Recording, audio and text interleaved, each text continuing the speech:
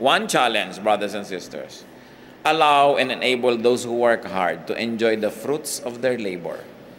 Hindi lang tayo yung topic that we work hard and we should enjoy. You should permit those who work hard to enjoy their lives. Meron kayong kilala na OFW yung asawa, nagsasakripisyo sila, 11 buwan, 1 taon, hindi sila magkasama. Hayaan nyo naman siyang makaipon.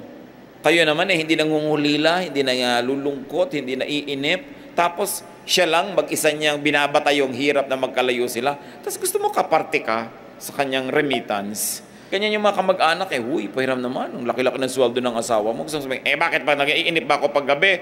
Karamay kita. Bakit kasama kita sa paggastos?